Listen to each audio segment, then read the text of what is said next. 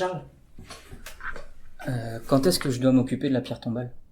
Alors, ce qui se passe, c'est que suite au décès de ton proche, tu as dû prendre une concession dans un cimetière pour son inhumation. La concession, donc l'emplacement. L'emplacement, Ouais. voilà, que tu as dû traiter au niveau avec la mairie D'accord. pour avoir un droit sur une concession de 10, 15, 30 ans, 50 ans, etc.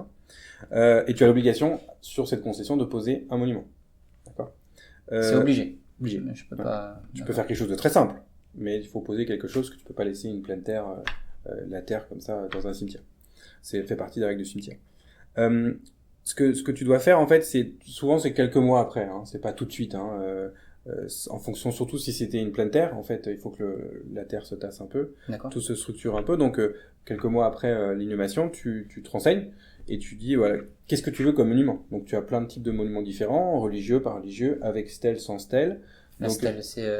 la partie verticale. D'accord. Voilà. Là où il y a parfois l'épitaphe. D'accord. Exactement. Ok. Donc, celle qui permet évidemment de mettre les noms, le nom, prénom du défunt avec sa date de naissance et sa date de décès.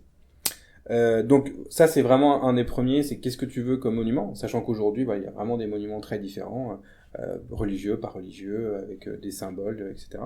Et puis les différents types de granit. Alors on dit pierre tombale, mais en fait c'est souvent granit aujourd'hui. C'est extrêmement résistant par rapport aux intempéries. Comme tu le sais, il tombe assez dehors, donc faut que ce soit résistant. Et donc là tu as différents types de granit, du granit rose, du granit Ah oui, du on peut Tarn. avoir toutes les couleurs. Pas toutes, évidemment, mais tu peux avoir un ensemble de couleurs qui correspondent aux différents granites.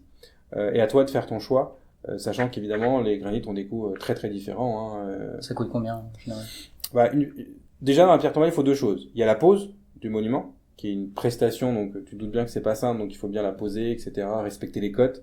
Et donc ça, c'est un travail qui est fait. Et puis après, le monument en tant que tel. Donc la cote, c'est dans des fourchettes assez définies. Dans la pose du monument, le monument en tant que tel, les prix sont très très différents, donc tu peux démarrer à 1000, 1500 euros, puis tu peux aller jusqu'à 10, 15, 20 000 euros, si forcément tu choisis un granit plutôt rare. D'accord. Et toutes les pompes funèbres, elles font marbrerie, ou alors je dois me débrouiller pour trouver une marbrerie simple? Alors, c'est vraiment, tu as de tout. Donc tu peux avoir un marbrier qui est vraiment fait que ça, avec qui tu peux être en contact direct. Tu peux avoir une pompe funèbre qui sous-traite auprès d'un marbrier, et tu peux avoir la pompe funèbre qui fait aussi la prestation de marbrier. Donc, encore une fois, je pense que ce qui est important pour toi, c'est de faire le bon choix et d'avoir le bon accompagnement. Donc, si la personne au téléphone est capable de t'accompagner dans tes choix, voilà, c'est pour moi le plus important. D'accord. Merci Charles. Je t'en prie.